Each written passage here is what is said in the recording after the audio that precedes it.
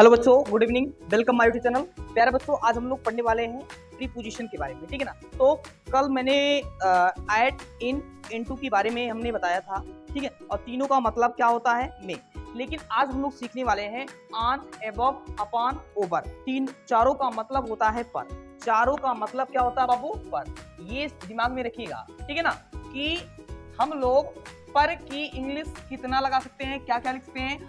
On लिख सकते हैं, एबव लिख सकते हैं, अपॉन लिख सकते हैं, ओवर लिख सकते हैं, ठीक है ना। लेकिन सबका यूज अलग अलग है। अगर मैं ऑन की मैं बात करूं, ये मैं वीडियो में बहुत शॉर्टली बना रहा हूं, फिर उसके बाद नेक्स्ट दिन मैं आपको अच्छी तरह से मैं बताऊंगा, ठीक है ना। तो ऑन का प्रयोग जो है कहाँ करते हैं, जैसे कोई वस्तु किसी वस्तु के ऊपर रखा हो और वो स्पर्श कर रहा हो, छू रहा हो, ठीक है ना, छूता हो। जैसे ये पेन है, ये मैंने हाथ पर रख दिया तो ये छू रहा है कि नहीं छू रहा है, ठीक है ना। तब वहां हम इसके लिए किसका प्रयोग करेंगे? पर के लिए ऑन का प्रयोग करेंगे, ठीक है ना। और किसी दिनों के पहले, मतलब कोई भी दिन हो, दिनों के पहले हम किसका प्रयोग करेंगे? ऑन का प्रयोग। ऑन मंडे, ऑन संडे, मतलब कोई भी हो दिन, ठीक है, उसके पहले हम इसका यूज करेंगे, ठीक है ना। और यदि तिथि दे दिया होता है 15 अगस्त, 16 अगस्त, तो उसके पहले भी हम यूज कर सकते हैं ऑन 15 अगस्त, ठीक है ना। तो इस तरह से हम यूज कर सकते हैं किसका? ऑन का प्रयोग, ठीक है ना। जब किसी वस्तु के ऊपर कोई वस्तु रखा हो और छूता हो तो वहां हम ऑन का प्रयोग करेंगे, और दिनों के पहले भी ऑन का प्रयोग करेंगे, और कोई तिथि अगर आपको पता हो या दिया हो तो उसके पहले भी ऑन का प्रयोग करेंगे, ठीक है ना।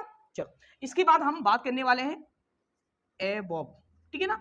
एबव का प्रयोग जो है, ये ध्यान देना कि ये किस अवस्था में होगा? केवल स्थिर अवस्था में होगा। किसके लिए? स्थिर अवस्था, मतलब विरामावस्था में। कोई वस्तु किसी वस्तु पर रखा हो, ऐसे विरामावस्था में हो, तब ऑन लगाइएगा। लेकिन जैसे किसी वस्तु के ऊपर कोई वस्तु गतिशील हो और वो छूता हुआ जा रहा हो, क्या हो? छूता जा रहा हो, तो वहां एबव का प्रयोग करेंगे। मतलब किसी वस्तु के ऊपर हो और वो गतिशील अवस्था में हो, तो वहां किसका प्रयोग करेंगे? एबव का प्रयोग करेंगे, ठीक है ना। समझ में आ रहा? चलो, उसके बाद अगला है हमारा टॉपिक अपान का प्रयोग। अपान का प्रयोग वहां करते हैं जब किसी वस्तु के ऊपर हो, कुछ ऊंचाई पर हो। जैसे यहाँ पहले टच था, लेकिन अब नहीं, अब कुछ ऊंचाई पर है, थोड़ी सी ऊंचाई पर हो, कम ऊंचाई पर हो, तब वहां हम इसका प्रयोग करेंगे, अपान का प्रयोग करेंगे। जैसे हमारे ऊपर क्या है?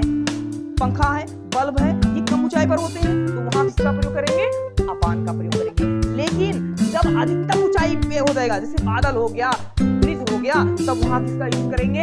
ओवर का प्रयोग करेंगे। तो चारों का मतलब क्या होता है? पर होता है, ठीक है ना। तो हम नेक्स्ट वीडियो में और नेक्स्ट डे में आपको अच्छी तरह से एक्सप्लेन करके, आपको एग्जाम्पल के साथ मैं आपको बताऊंगा, ठीक है ना।